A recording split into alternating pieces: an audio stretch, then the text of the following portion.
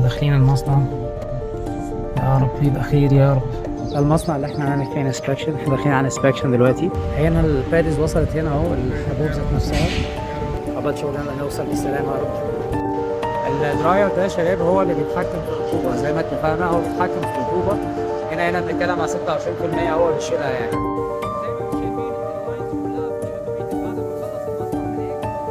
وهنا بيتم يعني هناك بيتم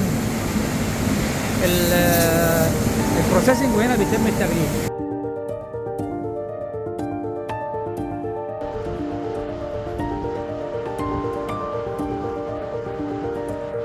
إن شاء الله الرحمن سبحانه وتعالى الأكياس دي هنسحب منها عينات. العينات هتطلع على المعمل دلوقتي هتتحلل. هنحلل كل حاجة فيها من الطول، من الرطوبة، من المحتويات بتاعتها، من كل حاجة. هنا كواليتي كنترول فيري اسينشال، عشان كمان هم معتبرين في أوروبا وأمريكا والصين وكده، وعندهم معايير جودة عالية جدا. هنا المعمل ده مصدر كارثة صادرات أمريكا والصين. يعني هنا عشان كده كلنا لابسين مهمة جدا جدا جدا الكواليتي كنترول، مهمة جدا جدا الانسبكشن اللي طالع عموما ده كنترول. المعمل ده مخطط للشغل طالع أمريكا والصين. الشغل ده رايح لتريدر جوز. تريدر جوز ده واحد من أكبر الشركات، واحد من أكبر السوبر ماركتس أصلا.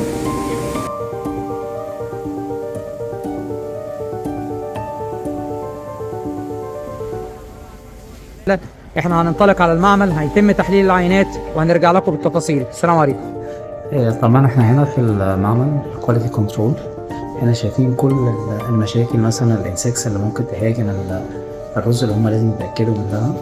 طبعا يا شباب هو هنا عندهم الجوده في نوعين من انواع المعامل. المعمل الاول اللي هو بروسيسنج، والمعمل الثاني ده بتاع البادي. اول ما بتيجي هنا بيعملوها اناليسيس، وبدايه كل موسم بتختلف على فكره السبيسيفيكيشنز، فبيبتدوا يحطوا هم السبيسيفيكيشنز بتاعت كل فرايتي ليها قبل ما يقلود. بياخدوا سامبلز ويتاكدوا عليها مطابقه المواصفات ولا لا. لو مطابقه المواصفات خلاص بتخش وتتحمل وتتخزن، لو مش مطابقه خلاص بتترفض. قبل التوضيح، المعمل كل الناس اللي فيه شغالين على العينات بتاعتنا، فقلت لهم والله انتوا عايزين تقتلوني النهارده.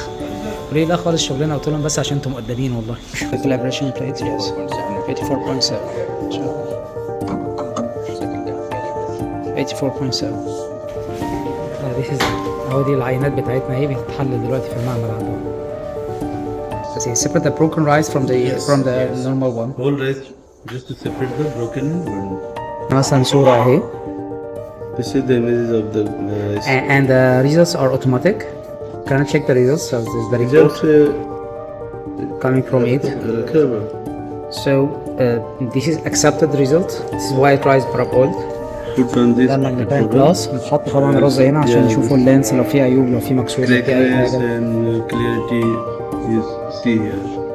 احنا شغالين على عينه ثانيه يا شباب. دلوقتي هنشوف الافريجنس بتاع العينه الثانيه ان شاء الله الرحمن سبحانه وتعالى، وهنخلص هنشوف الرطوبه وهنخلص وهنختبر باقي الحاجات ان شاء الله الرحمن زي نسبه الكسر. هنشوف الوزن يا رب يطلع كويس بعون الله يبقى سبحانه وتعالى. طبعا دي نتيجه التحليل. طول 0.29 كان عندنا 0.3 ولكن تمام. الوايتنس اندكس ما فيهوش مشكله. What is the accepted moisture content for 1121 to be good in cooking؟ هنا هو ده بيقيس الرطوبه. رطوبة 11 كويسة جدا الحمد لله رب العالمين. أقل حاجة هما كاتبين 12، فأفضل حتى من العينة اللي احنا شايفينها الحمد لله رب العالمين. To recognize which variety is it? Actually, yes. You need to be expert to After cooking is very difficult. Yes. طبعا حاليا في انتظار العينة التانية بس بتطبخ إن شاء الله الرحمن، وهنزودها بعون الله. احنا بس شغالين كده طلعنا عشان نشوف اللانس إن شاء الله الرحمن. بصوا الحباية قد إيه. اللهم صل على النبي. ان شاء الله الرحمن سبحانه وتعالى هنوزن ونشوف. الثانيه طلعت اهي يا شباب، زي ما انتم شايفين ما شاء الله لا حول ولا قوه الا بالله.